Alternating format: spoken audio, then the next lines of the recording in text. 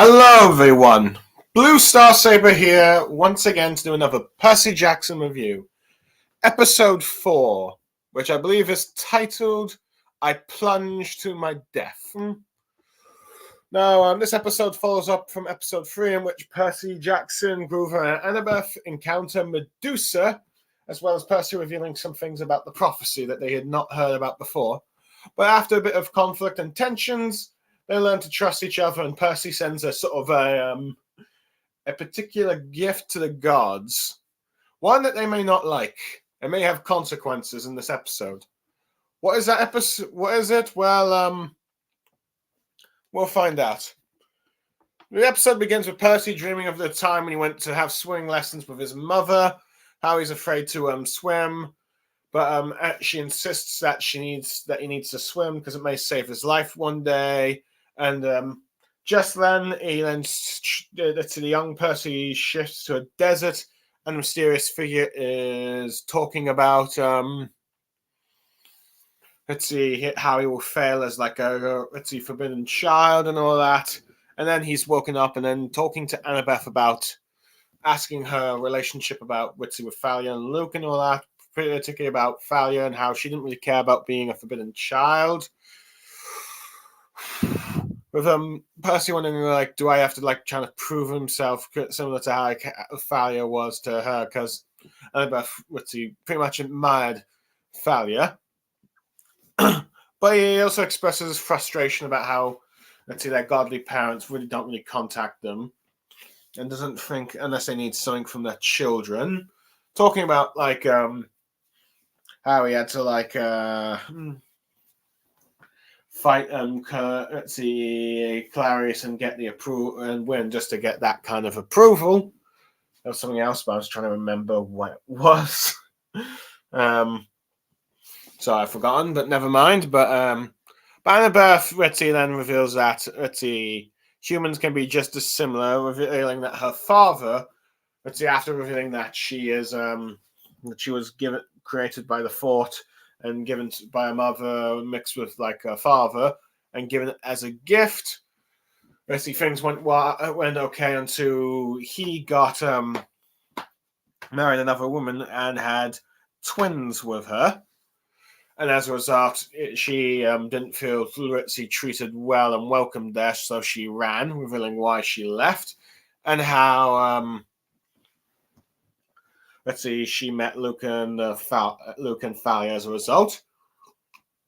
This conversation gets interrupted with Grover now also awake and being cranky and frustrated, going all hungry, going, yeah, or something like that. Or but either way, that ends that conversation as we see something, as we cut to morning, and something flies through like the train's window, destroying something, but Percy asking a bunch of questions that he said will probably sound stupid to Annabeth, which he agreed. That's just like, you're trying to make me tease you. Asking like how they're going to get to Los Angeles, and asking them why now that the quest is going to fail, why are they ignoring it and all that stuff. Which Annabeth says that prophecies, don't necessarily mean what people think they are, and trying to figure it out, or the five fate will just kind of doom you, essentially. And then they notice a bunch of centaurs outside. With Grover revealed that there used to be a lot more herds of centaurs, but now there's only like a few, like that small family. With Grover explaining that the Pan, god of the wild, would used to prevent humans from destroying too much of nature, but now that he has disappeared, he's gone, and only the bravest satyrs, go on quests to find him, and none of them have ever returned. With Percy realizing that's what his uncle was doing, but eventually, after Annabeth tries to assure them that their quest won't fail, a security guard comes, or maybe even a police officer. Arguably a security guard, but I don't know, look kind of like a police officer to me. But then again, I've never been to America, so I don't know how their police.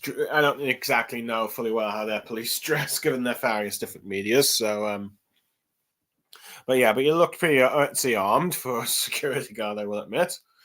But he takes them to ask for their tickets, and when he realizes that they're to their particular cart, he goes to show them their car and reveals that it's been destroyed. And this woman here says that she heard Witsy crashing and children, but they deny that they were involved in this.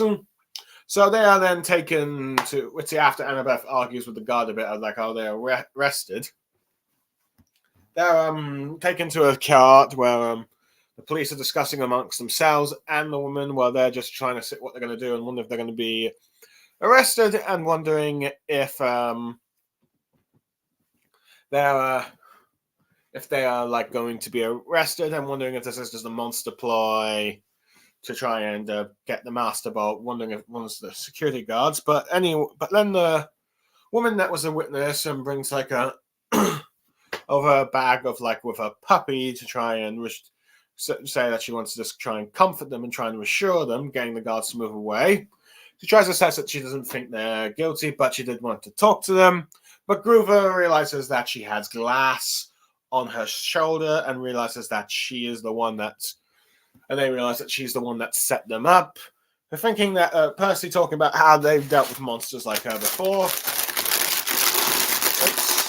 Sorry, I was just shouldn't have done that, but just trying to fold a pack of crisps that I had on the floor. But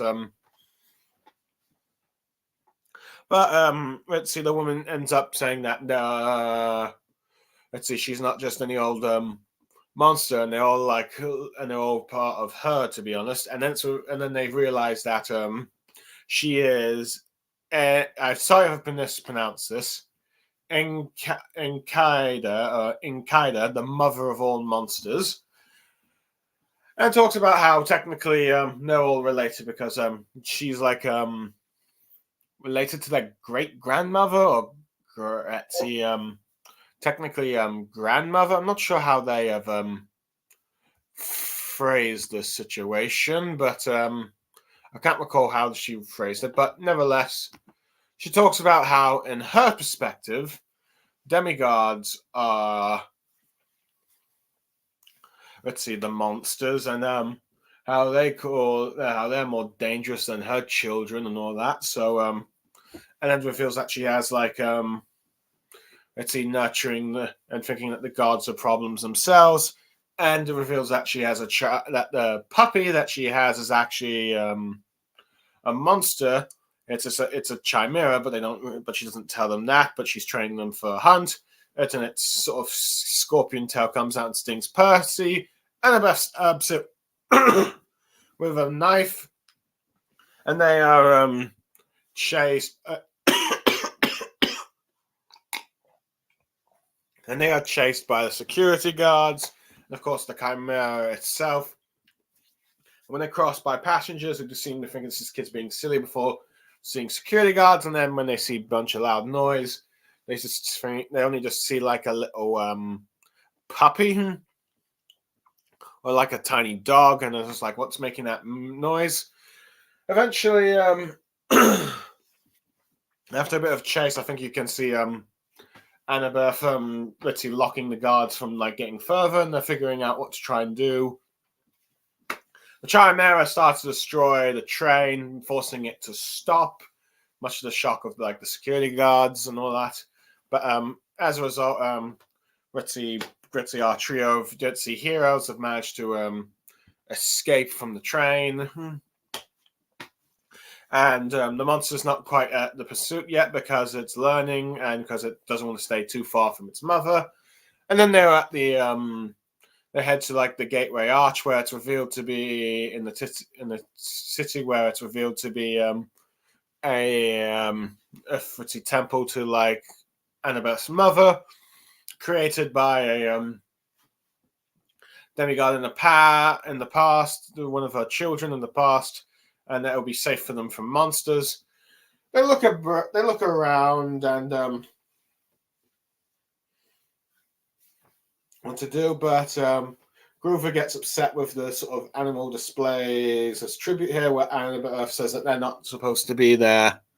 They're the tribute, and sort of argues with Groover, but then he just goes off ahead to try and look for a way out, while Percy and Annabeth talk about their parents, and Annabeth admits that she probably shouldn't get too harsh with Groover, but I think Percy kind of talks about how he must be able to talk to her about her mother, but she says it's not always like that, and thinks that Percy must think that she's a bit ritzy-do-fo-ty, but Percy admits that he trusts her more than his own father, but Annabeth warns him of not trying to call her a friend because of what Percy said last week.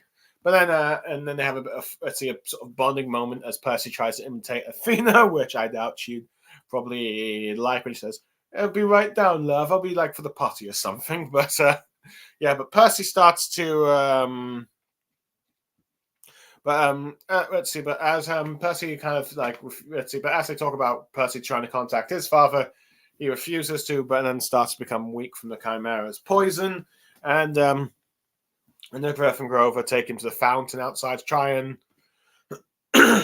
douse him with the water there because they thought it might heal him because of like the Poseidon effect, but has no effect since it's not natural water.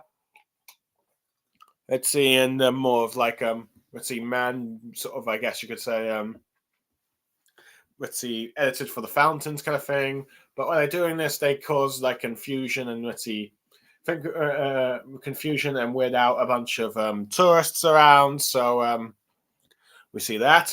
But anyway, they don't have time to stay long because they realize that they're let's see, Echidna and her monster is coming, and they try to go. And Annabeth suggests to try and go to the top of the arch to pray for Athena to help, but as she does this, the Echidna telepathically tells Annabeth something. When they reach the elevator, let's see, they notice that Echidna, and they realize that and this time they realize what it is, a chimera due to the shadow that's inside, because they didn't quite know what stung Percy earlier. And Annabeth eventually reveals when they're at the top there that her mother is let's see, after Groover and let's see, Percy question her that let's see, due to her mother is punishing them partly because of the Medusa head thing. That Percy says that was his fault, but Annabeth says that let's see, she went along with it and does not, and finds that in a bit of an embarrassment from her daughter for doing it, for going along with a stunt like that. And with a bit of a tourist there, Annabeth pulls alarm to get them all out and tells Groover to take Percy and go while she tries and hold off the Chimera. They protest, but Percy tries to offer the sword and then tricks her, but ends up tricking her. As she grabs it, he pulls her to like the elevator, closing them off, locking the door, and tells them that they need to escape while he holds them off. Doesn't think that he could make it, and then Echidna and the Chimera come, and then they Percy fights the Echidna. Bit of let's see, after a few sort of slashes and claw attacks, and I think the Echidna doing sort of like a let's see, fire breath, when you can see like snake scare, like a sort of cobras like hissing snake sides, if you will, destroys a part of the building as Percy ends up nearly falling, but grabbing on just to the cliff, but Echidna just mocking him, thinking no one's come to save him. Eventually, Percy loses his grip, but before the ground hits, water comes up from the Mississippi River and grabs him. With him falling into the river, and he's now in the river. He struggles at first because he can't think he can breathe, but then a narrator arrives that and tells let's see, a minor sort of like let's see, river Greek goddess, if you will. There's apparently like 50 of them. Tells him that Poseidon's always watching over him and trusts him, and she urges him to sort of like just breathe, just like what her mother said in the beginning of the episode.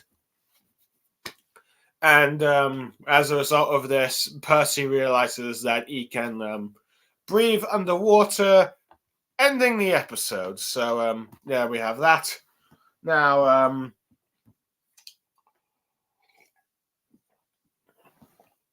overall thoughts, there's some added scenes here that are not in the book, particularly at the beginning of the episode, which is a young lesson of Percy just trying to learn to swim, but reluctant to do so. And you get a mother trying to goad him to try and get him to, because not only could they pay for this lesson, but also because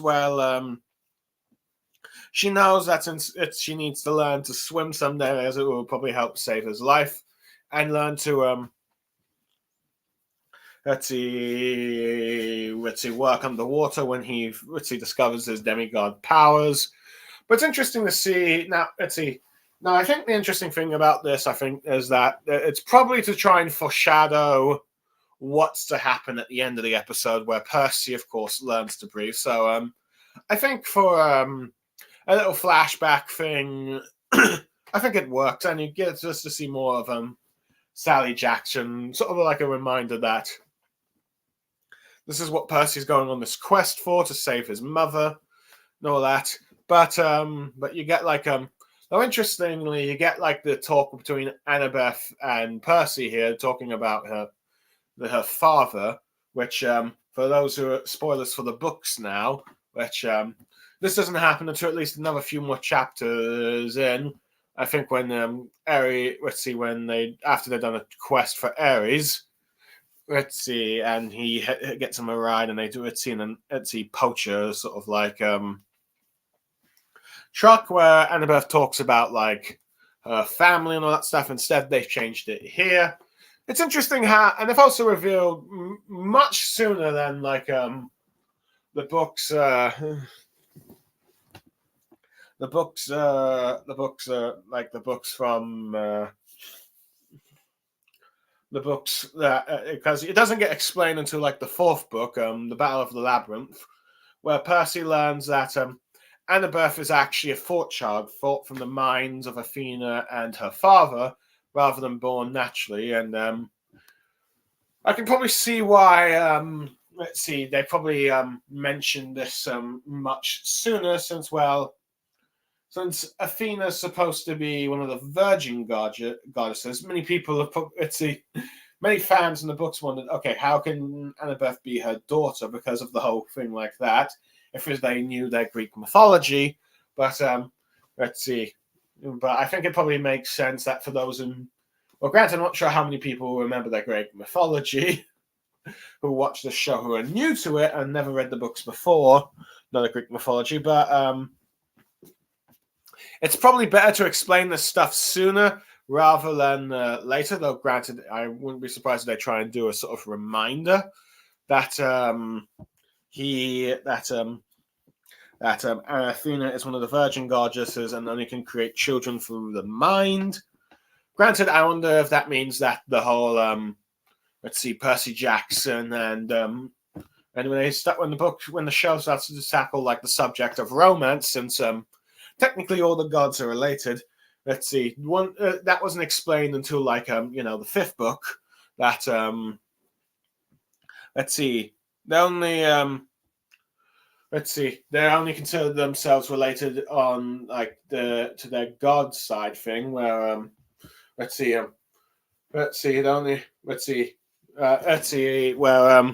technically while all their parents are related, they don't consider that an extension to each other, except for maybe their own half siblings and their own god parents, so they can arguably date anyone except their half siblings, if you will.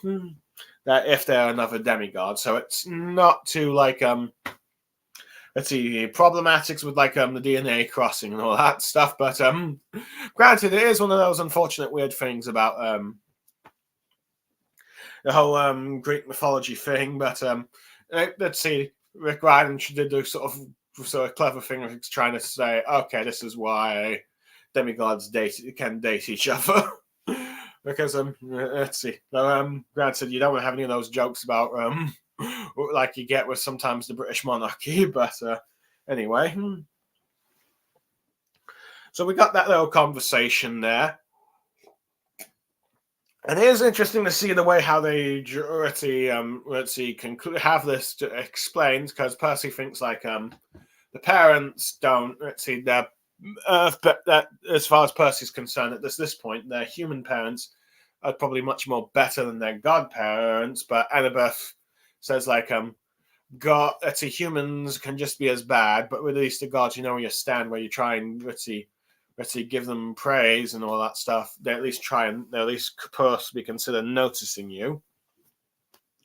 And which is kind of makes sense for Annabeth because her perspective it was a lot different than Percy's and a lot less because it might have been at least a time when her father loved her. She feels like her father didn't stop loving her when she got like a new stepmother and had children there, and she thought the mother must have seen her as a hindrance. Granted, I'm very curious to see how this will play out because we do eventually see in the third book Annabeth's mortal family, and because we do know that because spoilers, of course, that Annabeth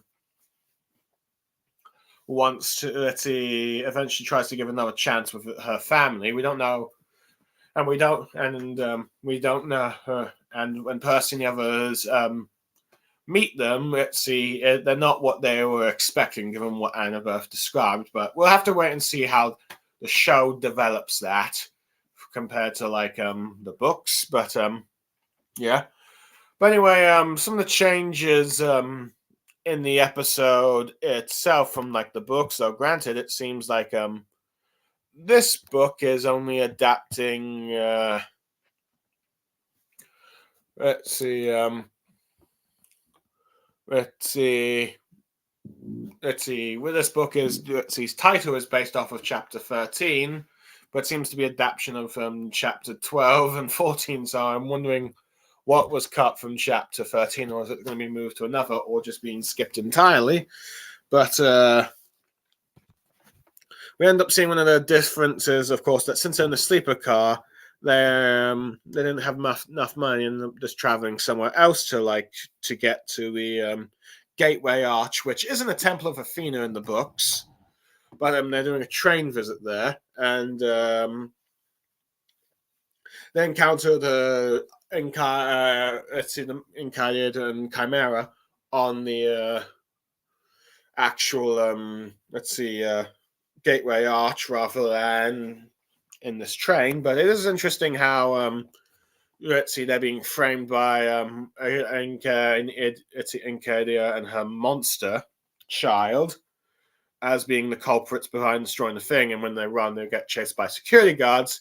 And with the explosion of the trains, I do wonder if this is going to be the TV show thing of for the while, because in the books, which hasn't happened yet, and it hasn't probably happened because you haven't had Gabe Ugler talking about how Percy may have possibly kidnapped Sally Jackson. Some people are wondering if Percy Jackson's some sort of kidnapper, terrorist, or criminal or something, or troubled boy that causes explosions. I do wonder if this is going to be the show's version of accusing them of something. Granted, it better be sooner rather than later, because next episode will, of course, deal with something that will eventually deal with Ares, which will be a gateway and how to get Percy out of that mess. Though, granted, they could just pretty much fully ignore it, but it is interesting how they how a monster is accusing them of causing a bit of chaos, just so the security guards suspect them, and then which may play down the line, but arguably she wants to just talk to Percy and the others. But the mother is played by Ikenna is played by apparently Susan Creyer, which I'm not sure if I'm pronouncing it correctly, but let's see. As far as I can tell, trying to see what she's known for. I'm just quickly trying to search it. Who is Susan Creyer? Okay, a few movies. One of the most seems like one of the most famous she's been a part of is the Cloverfield let's see, Cloverfield movies. So let's see. So she got some sort of fame, but either way, she makes a pretty good performance, I think, as let's see, as the mother of all monsters. Granted, she's not turned into like a more monstrous appearance like in the books, and I think the graphic novel adaptation, but she and is just staying as a regular human. But she really does give you that sort of. But she really does play the role of pretending to be like a sort of helpful woman at first, but then once, let's see, the glass bits I identified, and I do like how Grover identifies it. Let's see, she plays a very dangerous, she plays a very menacing and intimidating like person, and how she does that, even though she just looks like a normal person, you can just, let's see, she does a good job of scaring like the demigod friends into thinking that she is a bit just scaring the demigods enough to start nurturing her like child, the Chimera, into becoming a natural proper hunter. And granted, I think Percy gets stung here, which I don't know if that happens in the book, but it arguably probably happened in the fight up there rather than just more of a long-term thing here for this hunt thing. But she gets a quite good, but she's like pretty intimidating as a sort of as the villain of this week, like that. Speaking of Grover, I forgot to mention the whole God Pan stuff, and it's interesting that's being brought up earlier. I think the searchers thing, because I think that happens more with like a bit down later in the books. And Grover talks about how the God Pan has let's see, that talks about how due to humans, in fact, how humans have played on the planet.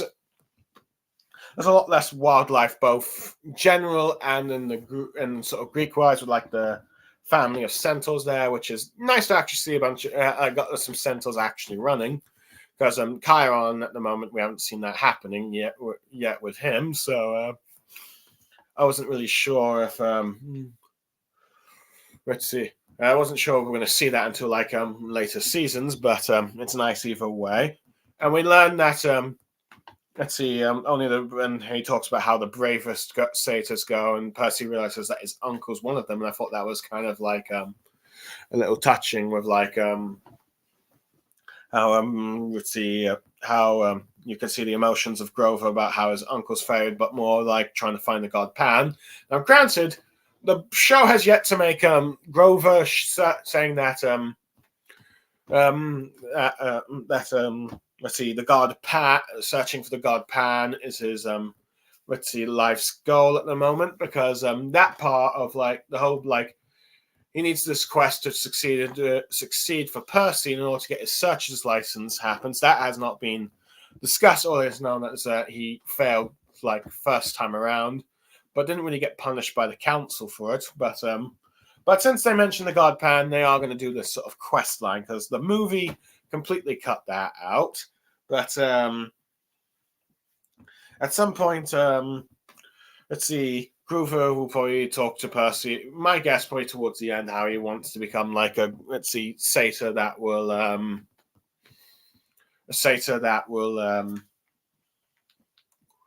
let's see, go out to find Pan, hopefully be the one to do it. But at the moment, it's just like more of the bravest, and I wouldn't be surprised if trying to do some sort of character development here, where he thinks that now he's become this confident after this quest, he can go out and search for it, but we'll have to wait and see in the long term. But at the moment, that's what it is.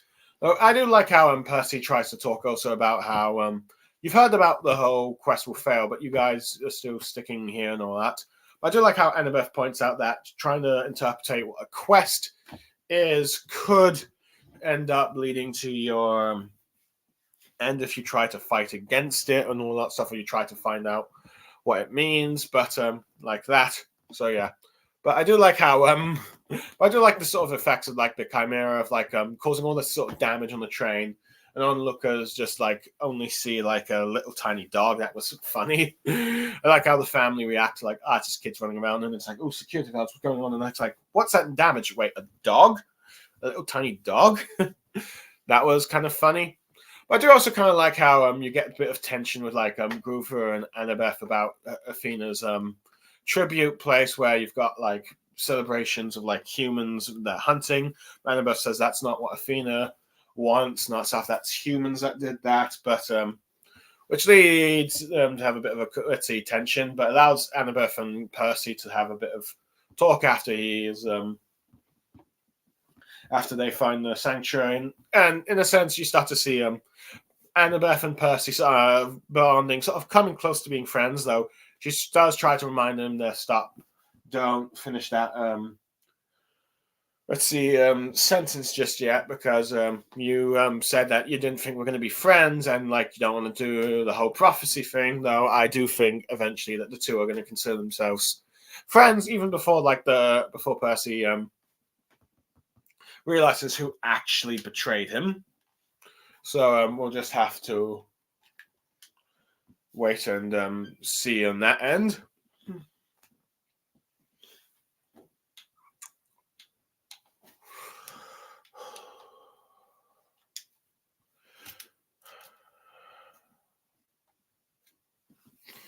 Hold on a sec.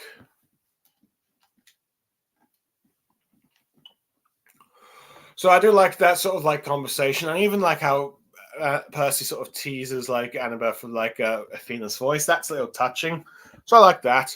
I even like how they get worried once he starts getting the effects of the poison, and they try to splash water on him, but it doesn't work, and you just got onlookers. But this is also difference from the show, because in the book, like the show from the books, is like Percy cannot get wet, but get wet, but in the show he does, and I think that's arguably because like it take too much effects to try and make Percy look dry, while others others are wet. So yeah, I thought that was like pretty good. So you had that. Anyway, so I do like how you have onlookers thinking like, this is strange, why are kids splashing him and all that stuff. But yeah, I do like how Annabeth tries to be desperate to like get back inside the temple when Echidna and the Chimera show up, and arguably thinking that probably their mother will try and protect her, which I should have mentioned earlier. I do like how Percy seems a bit reluctant to call for his father's help, which is another thing that probably leads up to the end of the episode where he's proven wrong about his father, about not caring for him. But yeah. But I'm pretty certain that let's see. But I do like how you get a little telepathing of Annabeth and Echidna just before they go back inside, and Annabeth already knows that their mother's not going to help. Her mother's not going to help them, but has to try and get them inside to try and get away, get some ground away from the monsters as much as possible. And I do like how Grover and Percy get a bit like, oh, let's see, why aren't you? What's going on? And she eventually confesses the truth. I do like how the last episode shows that Percy's actions with like the thing does actually have consequences with the guards, because in the books you don't really have any consequences for having it, but eventually Percy gets Medusa's head back. But I do like how in the show they're kind of emphasizing, despite the fact that Annabeth trusts her mother and all that stuff. Let's see, where she feels embarrassed and angered at her kids and her kids' friends for embarrassing her. She will punish her, showing that she's not always going to be on their side. Which there is going to be, because there's like future tension between Percy and Athena, and I wouldn't be surprised. And I know that apparently Athena is going to be in the show much earlier than she is the books. So I'm interested to see if they're going to have that conversation they had in the third book in the first season, but I wouldn't be surprised if this sort of leads to that tension, but we'll have to wait and see on that end.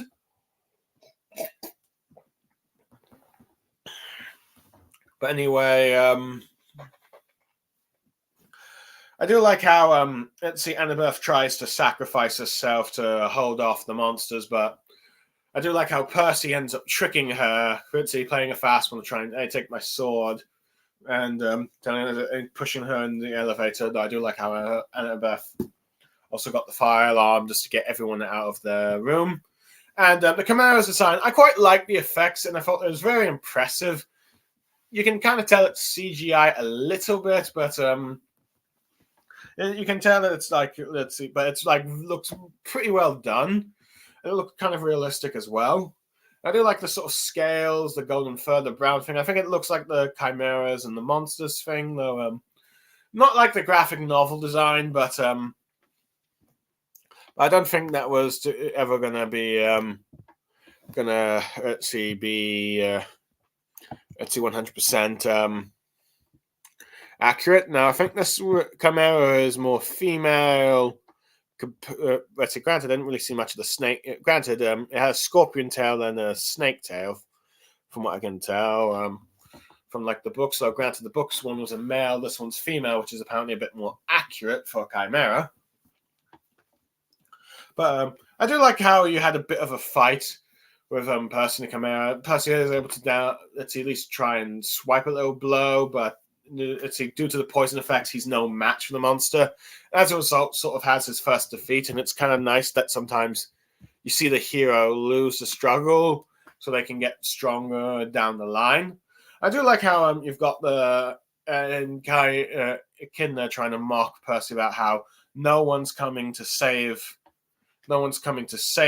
him and all that, but but when Percy jumps, you get the water coming out, which is different from the books because Percy jumps right into the water. Instead, you have the water from the Mississippi River, I think, grabbing him, and then you have the chimera, the Nereid, which I think eventually plays a later role in the new Percy Jackson book that has just come out. And she says and reveals that his father is always watching her. His father is always looking after him or like watching him and he's supporting him in a sense, even though it's difficult to do it from afar. So Percy, who throughout the entire episode talking about how he thinks his father has never been there for him, doesn't care, and his friends have done more for him than his father's done in his lifetime. It's probably going to have that belief shattered after this experience, after the water came out to grab him. So he realizes his father does somewhat care for him, and I think this is the beginning of him starting to trust his father, this development, and eventually they're having their actual conversation at the end, where eventually Percy accepts who his father is, but spoilers for the book, sorry. I do like how Percy also then just realizes this is how he that he can actually breathe from this, how he Fritzy is able to breathe at the end of this. And I do like the sort of desperation he has at first because he doesn't realize it until he remembers his mother, the mother's words from the Nereid. But yeah, so that was good. So leads us sort of like a pretty cliffhanger note, but one that's not too danger. Granted, it doesn't reveal what's happened with the Echidna and the Chimera. Granted, I wonder if they're going to have her try and chase Annabeth and Groover for a bit next episode, or just completely ignore it, or just have them just escape and the monster's too far away to chase. Because that's kind of what happens, I think, in the books. But overall, I think it was a good episode. You sort of have the back and forth between Percy about with her and Annabeth about who's better, their godly parents or their human parents. Sort of build up to Percy not trusting his father and reluctant to try and do the swimming exercise, and then it comes handy at the end of the episode, seeing the sort of Ritzy Kronos in the shadows again. The Echidna, the actress who came to play the Echidna, did a very good performance of being a very terrifying mother, who is an interesting character about how, in her perspective, it is the demigods who are monsters, which I do like having that kind of interesting sort of perspective. The sort of train chase scenes and the whole Athena temple, and does Athena actually and Athena punishing Annabeth and the others for like the Medusa head from the last episode, and the Chimera design. If I had to say one criticism I had for the episode is that it's a bit quick. It's the shortest episode so far with like 30 or 32 minutes. Well, actually 32 to 33 minutes, but and heck, my own review is longer than the actual episode. So yeah, it's a pretty short episode. Granted, the first episode was like 37 minutes, I think. So far, they haven't really been long episodes, but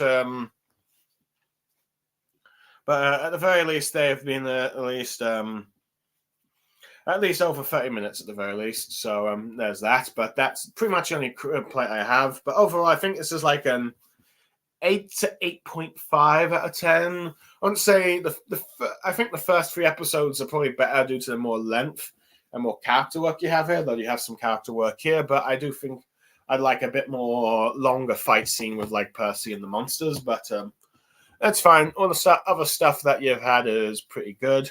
So yeah, I look forward to next episode, which is going to be dealing with like the water park and Ares, and we'll see what change. And I'm curious to see what they change and keep to the books there. But overall, that's all I have to say. For those who listen, I hope you enjoyed what I had to say. I am Blue Star Saber, signing off. Thank you, and goodbye for now.